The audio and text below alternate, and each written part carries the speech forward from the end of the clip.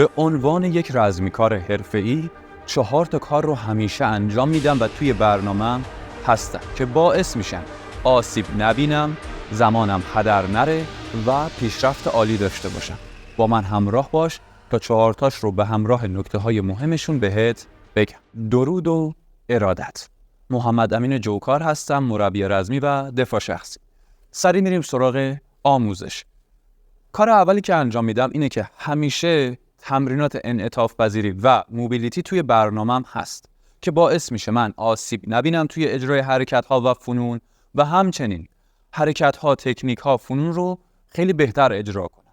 خب انعطاف پذیری یعنی افزایش دامنه حرکتی عضله و موبیلیتی یعنی افزایش دامنه حرکتی مفصلی. یه مثال براتون میزنیم. رضا بیا پاتو بذار روی دست من. بدنت رو به سمت جلو بکش، زانوات رو صاف کن. الان رضا داره کشش انجام میده، هم برای کمر و هم برای پا. حالا اگر همین رو با یک چرخش انجام بده، لگنت رو بچرخون، باعث افزایش موبیلیتیش هم میشه. موبیلیتی لگنش افزایش پیدا میکنه. اجرا کن. حالا این پا بالا میتونه بره، رضا خیلی گرم نیست. خب ما مثالش رو اینجا اجرا کردیم. شما میتونید پاتون رو بذارید روی یه سطح صاف و مناسب تر. خب هر چقدر که روی انعطاف و موبیلیتیتون وقت بذارید، عمر ورزشیتون طولانی‌تر و کم آسیب‌تر میشه و روی فعالیت‌های روزانه‌تون هم خیلی تأثیر داره.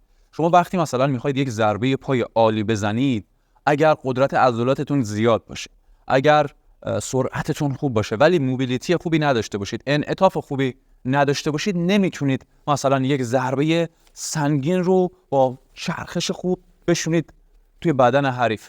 درست بدنتون نمیاد، پا درست نمیاد، نمیتونید از قدرتتون استفاده کنید. پس خیلی مهمه انعطاف پذیری و موبیلیتی. 2. همیشه اصل اضافه بار رو توی تمریناتم رعایت میکنم و با حجم و شدت مناسب تمرین میکنم. حالا یعنی چی؟ اگر با وزن بدن تمرین میکنم، اگر وزنه میزنم، چه به صورت تمرینات ساده مقاومتی چه به صورت فنی، حالا چه از کشم استفاده میکنم، باید اصل اضافه بار رو رعایت بکنم. به این صورت که مثلا اگر با وزن بدنمون یک حرکتی رو اجرا میکنیم، وقتی به فشار اون حرکت عادت کردیم، باید بیایم از سیستم‌های تمرینی مختلف استفاده کنیم، از روش‌های اجرای متفاوت استفاده بکنیم، از ترکیب حرکت‌ها استفاده کنیم و فشار رو توی تمرین بیشتر بکنیم که باعث پیشرفت ما بشه. وگرنه اگر با یک فشار و با یک شدت تمرین بکنیم، پیشرفتی اتفاق نمیافت. حالا اگر با وزن زدن تمرین میکنم، مثلا با دمبل 10 دارم کار میکنم، حالا این برای اجرای حرکت ساده مقاومتی است. یه مدت که کار کردم، حالا باید به صورت انفجاری برای رزمی اجرا بکنید، سعی کنید سریع بزنید. خب یه مدت زدم، این وزنه دیگه برام عادی شده، آنچنان فشاری بهم نمیاره، راحت دارم میزنم. میام وزنه رو سنگین‌تر میکنم و با وزنه سنگین‌تر این کارو انجام میدم که باز به این فشار بیاره. حالا یه مدت که باهاش کار کردم و این وزنه هم برام عادی شد، سعی میکنم باز وزنه رو سنگین کنم. خب گفتم باید به صورت انفجاری اجرا بکنی. این انفجاری اجرا کردن تا یه حدی جواب میده. مثلا اگر وزنه خیلی سنگین باشه، نمیتونید خیلی تند اجرا بکنید، ولی شما باید نهایت تلاشتون رو بکنید، به خصوص توی قسمت مثبت حرکت. اینجا حالا با سرعت متوسط هم توی حالت منفی برگردید، خوبه. برای قسمت مثبت به صورت سرعت. حالا اگرم از کش استفاده می‌کردم، مثلا یک کش معمولی برای شروع میگیرم، باش دارم کار میکنم، یا حالا اصلا یه برهه زمانی نمیتونم با مثلا وزن کار بکنم یا در کنارش میخوام استفاده کنم، بازم به همین صورت مثلا باش تمرین که میکنم، این کش که برام عادی میشه، میرم سراغ یه کش قوی تر. کشو بده من.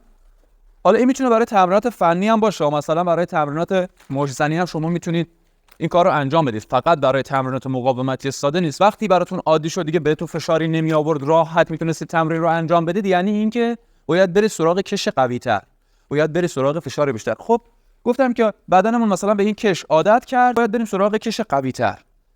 تو وزن‌ها سنگین ترش میکنیم، تو کشا میریم سراغ کشای قوی تر که حالا مثلا میتونید توی مغازه امتحان بکنید و اکثر کش‌هام که کش‌های استانداردی باشن، روی بسته‌شون مثلا نوشته که چند کیلو فشار میارن و میتونید با توجه به اون انتخاب بکنید. خب مثلا با دمبلای حالا کوچیک‌تر برای مشت‌زنی که مثلا استفاده می‌کنیم هم به همین صورت. اول مثلا از دمبلای سبک اگر استفاده می‌کردم، مثلا 1.5 کیلوگرمی، یه مدت که تمرین کردم و تمرین کردن باهاش خیلی برام راحت شده بود و دیگه آنچنان فشاری بهم نمی آورد، میرم سراغ دمبل‌های سنگین‌تر، مثلا 2 کیلو، دیگه 2.5، بعدش مثلا 3. برای اجرا کردن ضربه‌ها با دمبل دیگه نهایت وزنی که انتخاب کنید باید 5 کیلو باشه که 3 کیلو ایمن‌ترین. یعنی توصیه من اینه که بالاتر از 3 کیلو نرید، چون احتمال آسیب مفاصلتون وجود داره.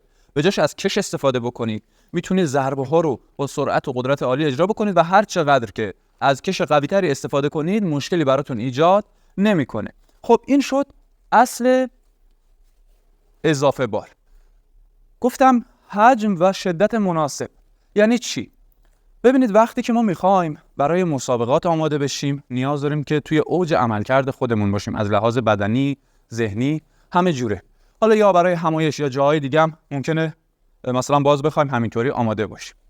ولی خب زمانهایی که مثلا مسابقه نداریم و برای هدفی آماده نمیشیم، باید حجم تمرینمون بیشتر باشه، مثلا به نسبت زمانی که میخوایم برای مسابقه آماده بشیم، و شدت تمرینمون ملایم، نه جوری که دیگه خیلی شل باشه، نه جوری که شدتش بالا باشه.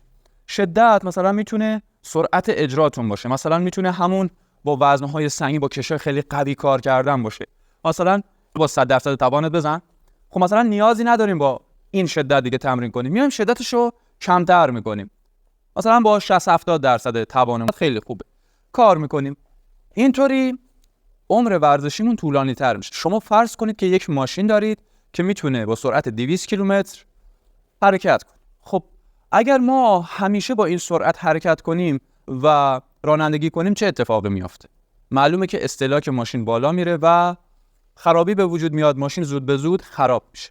بدن ما هم همینطوره، اگر همیشه با شدت بالا تمرین کنیم آسیب هامون زیاد میشه. حالا هر چی به مسابقه نزدیکتر شدیم یا برای همایش یا جای دیگه خواستیم آماده بشیم، به مرور حجم تمرینمون رو کمتر میکنیم. مثلا اگر 2 ساعت تمرین میکردیم میکنیم 1.5 ساعت، شدت تمرین رو میبریم بالا. بعد 1.5 ساعت رو مثلا میکنیم 1 ساعت و باز شدت تمرین رو میبریم بالا و به این شکل عملکرد ما بهتر میشه و تواناییامون میره بالا و آماده میشیم برای مسابقه. در غیر این صورت نیازی نیست که ما با اوج تواناییمون و اوج اون شدتی که میتونیم توی تمرینامون کار بکنیم، به جاش میایم حجم تمرین رو بیشتر میکنیم و شدت رو میاریم پایین تا تمرینمون ایمن‌تر باشه و پیشرفت هم داشته باشیم. خب کار سومی که انجام میدم اینه که همیشه حواسم به ریکاوریم هست. ریکاوری اهمیتش از خود تمرین کردن و ورزش کردن بیشتره، چون اگر ریکاوریتون خوب نباشه ورزش کردن بیشتر آسیبه تا اینکه به شما کمک کنه باعث پیشرفت شما بشه.